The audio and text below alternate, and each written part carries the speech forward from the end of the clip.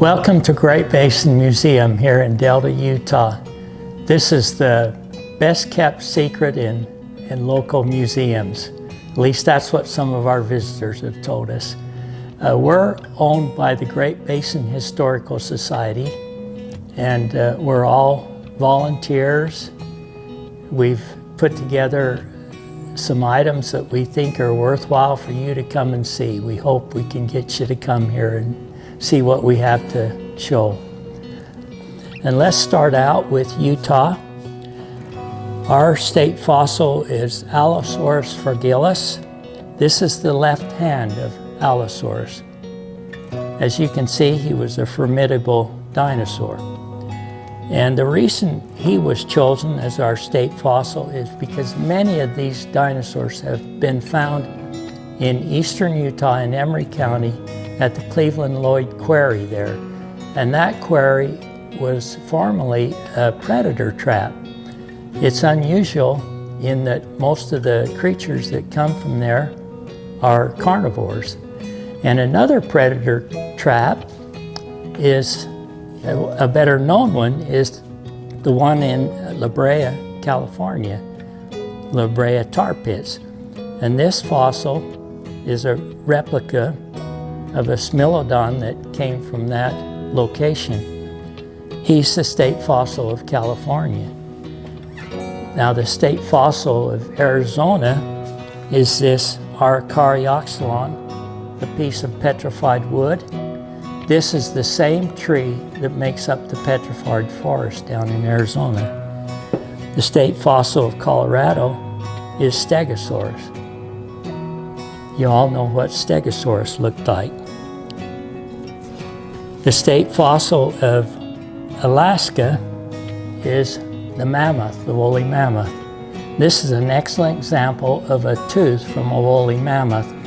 And you can see that the massive grinding surface here is perfectly adapted for eating the coarse grass that existed during the Ice Age. The interesting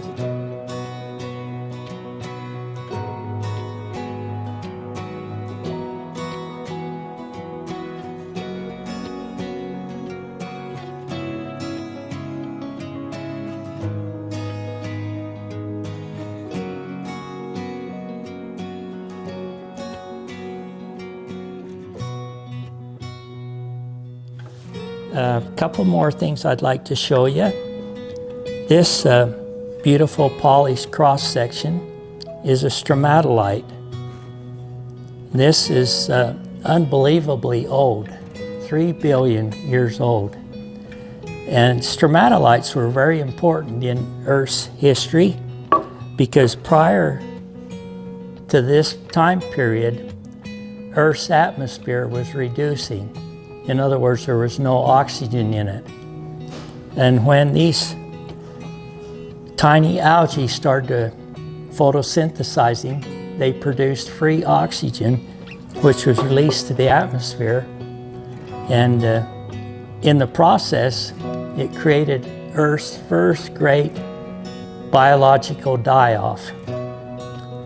And as this oxygen went into the air, it combined with numerous particles of iron that was suspended in the oceans, and it formed what we would call rust.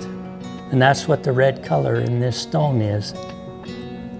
This is a sign of the great oxygenation vent, which began the production of oxygen in our atmosphere, which made it possible for us and most other life forms to live today. Now this is a better example of a stromatolite. These come from off our desert. These are from the Notch Peak Formation. They're small, not near as impressive as this one, but the interesting thing about them is that this formation comes in 2 levels. One level contains these stromatolites. The other level contains snails, little snails. And the two do not coexist.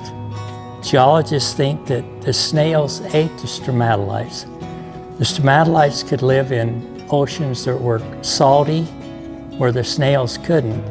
But once the snails made an appearance, apparently the ocean had become less salty at that time, the stromatolites suddenly disappeared. So it's kind of interesting to walk through that formation and see the dividing line between the stromatolites and the snails. Another interesting fossil that we have is this Ginko leaf.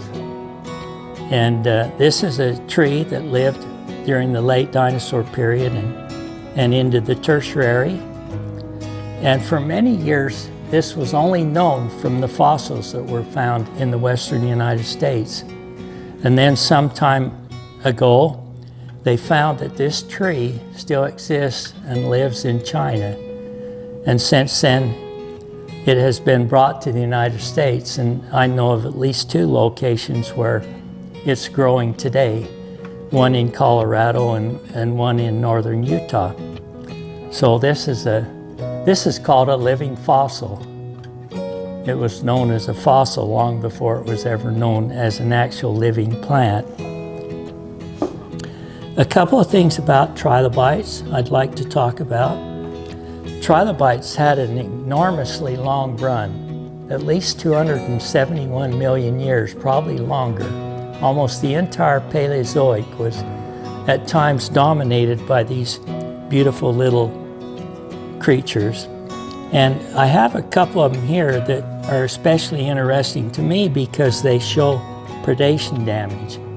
This Drotrops has an indentation in the front of its face here, and another one just below its right eye. And it appears that some creature had tried to bite this creature and left those marks. He may have survived, may not, but you can tell the damage was done before fossilization occurred because of the nature in which we see it. And then here's another trilobite with predation damage. In this case, the genal spine has been removed. And the interesting thing about this trilobite is the wound is actually healed. If you look closely at that segment, you can see that it's smoothed over and a healing process has actually occurred. So this trilobite survived a predation attack. That's what we have to show you, that and many more. Please come and see us. I think it'd be well worth your time. We'd love to have you. Thank you.